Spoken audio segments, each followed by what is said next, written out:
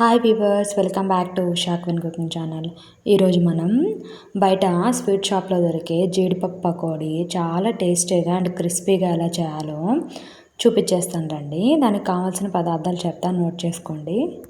ఒక కప్పు జీడిపప్పు తీసుకొని ఒక 1 to 2 hours పాటు బాగా నానబెట్టాలండి. అప్పుడే క్రిస్పీగా వస్తాయన్నమాట జీడిపప్పు పకోడీ అనేది. సో ఇలా బాగా నానబెట్టిన తర్వాత వీటన్నిటిని కూడా మంచిగా క్లీన్ చేసుకొని ఆ ఎక్స్ట్రా ఉన్న వాటర్ మొత్తాన్ని కూడా ఉంచేసేసుకోవాలి. తర్వాత ఒక ప్లేట్ తీసుకొని ఎక్స్ట్రా ఉన్న వాటర్ మొత్తాన్ని ఉంచేసుకొని ఈ జీడిపప్పు మొత్తాన్ని కూడా ఈ ప్లేట్లోకి యాడ్ చేసేసుకోవాలి. తర్వాత ఒక కప్పు శనగపిండిని తీసుకోవాలి. ఈ శనగపిండి కూడా యాడ్ చేసిన తర్వాత ఒక 1/2 టేబుల్ స్పూన్ జీలకర్రని దీంట్లో యాడ్ చేసుకోవాలి.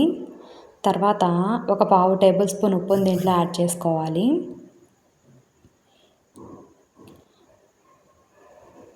తర్వాత ఒక 1/2 టేబుల్ స్పూన్ కారాన్ని కూడా దీంట్లో యాడ్ చేసుకోవాలి.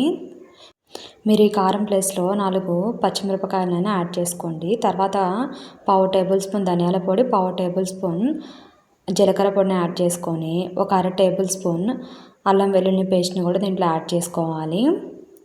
తర్వాత కొంచెం కరివేపాకుని కూడా దీంట్లో యాడ్ చేసేసుకోవాలి. తర్వాత ఒక టేబుల్ స్పూన్ నెయ్యిని దీంట్లో యాడ్ చేసుకోవాలి. ఈ నెయ్యి ప్లేస్లో మీరు ఆయిల్ అయినా యాడ్ చేసుకోవచ్చండి, అది ఆప్షనల్. ఈ మొత్తం కూడా కలిసేలాగా ఇలా బాగా మిక్స్ చేసుకోవాలి ఒకసారి. ఇలా మొత్తం మిక్స్ చేసుకున్న తర్వాత కొద్దిగా వాటర్ని యాడ్ చేసుకుంటూ పిండి మొత్తాన్ని కూడా బాగా గట్టిగా కలుపుకోవాలండి. అప్పుడే పకోడీ అనేది బాగా క్రిస్పీగా వస్తుంది. మీరు వాటర్ని మరీ ఒకేసారి యాడ్ చేసుకోకండి. నేను మీకు వీడియోలో చూపిస్తున్నట్టుగా కొంచెం వాటర్ని యాడ్ చేసుకుంటూ మిక్స్ చేసుకోవాలి పిండి మొత్తాన్ని కూడా. పకోడీలాగా బాగా కలుపుకోవాలన్నమాట గట్టిగా. ఉండలేమీ లేకుండా కలుపుకోవాలి. చూడండి, ఇలా బాగా గట్టిగా కలుపుకోవాలి. ఇలా బాగా మిక్స్ చేసుకున్న తర్వాత ఒకసారి సాల్ట్ సరిపోయిందో లేదో చూసుకోండి. సాల్ట్ కానీ సరిపోకపోతే ఇంకొంచెం యాడ్ చేసుకొని మిక్స్ చేసుకొని ఇలా బాగా కలిపి పక్కన పెట్టేసేసుకోవాలి. ఇప్పుడు ఈ పకోడీ డీప్ ఫ్రై చేసుకోవడానికి ఒక ప్యాన్ తీసుకొని డీప్ ఫ్రైకి సరిపడా ఆయిల్ని దాంట్లో యాడ్ చేసుకొని మంటని హై ఫ్లేమ్లో పెట్టి ఆయిల్ మొత్తం బాగా హీట్ అయిన తర్వాత ఇలా పిండి మొత్తాన్ని కూడా స్ప్రెడ్ చేసుకుంటూ యాడ్ చేసుకోవాలండి. పిండిని ఒకే చోట ముద్దలుగా వేసేయకండి, పెద్ద ముద్దల్లాగా. నేను మీకు వీడియోలో చూపిస్తున్నట్టుగా చిన్న పీసెస్ లాగా మొత్తం కూడా స్ప్రెడ్ చేసుకుంటూ యాడ్ చేసేసుకోవాలి. పిండి సరిపడినంత పిండిని దీంట్లో యాడ్ చేసుకోవాలి. తర్వాత 2 వైపులకు కూడా బాగా తిప్పుకుంటూ మొత్తం బాగా ఫ్రై అయ్యేలాగా బాగా ఫ్రై చేసుకోవాలి. అప్పుడే పకోడీ అనేది బాగా ఫ్రై అయ్యాక క్రిస్పీగా వస్తుందండి. చూడండి, ఇలా 1 మినిట్కి ఒకసారి బాగా తిప్పుకుంటూ బాగా ఫ్రై అయ్యే వరకు బాగా ఫ్రై చేసుకోవాలి. ఈ పకోడీ అనేది లైట్ గోల్డ్ కలర్లోకి మారే వరకు బాగా ఫ్రై చేసుకోవాలి.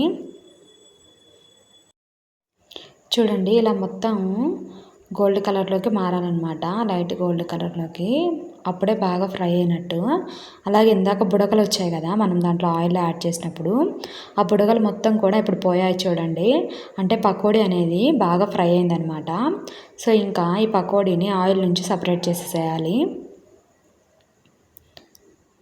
ఈ ఆయిల్ నుంచి మొత్తం కూడా తీసి ఒక గిన్నెలో యాడ్ చేసేసుకోవాలి ఈ పకోడీ మొత్తాన్ని కూడా. ఇంకా అంతే అండి, మన జీడిపప్పు పకోడీ అనేది రెడీ అయిపోయింది. సూపర్ టేస్టీగా అచ్చం బయట కొన్నట్టే ఉంటుందండి, స్వీట్ షాప్ స్టైల్లో. సో మీరు ఖచ్చితంగా ట్రై చేయండి. చూడండి ఎంత క్రిస్పీగా ఉందో, చాలా టేస్టీగా ఉంటుంది. మీరు ఖచ్చితంగా ట్రై చేసి మీకు ఎలా వచ్చిందో నాకు కమెంట్ చేయండి. మీకు కనుక ఈ వీడియో నచ్చినట్లయితే ప్లీజ్ మా ఛానల్ని లైక్ చేయండి మరియు సబ్స్క్రైబ్ చేయండి. మీ ఫ్రెండ్స్కి అండ్ మీ రిలేటివ్స్కి షేర్ చేయండి. Thank you for watching.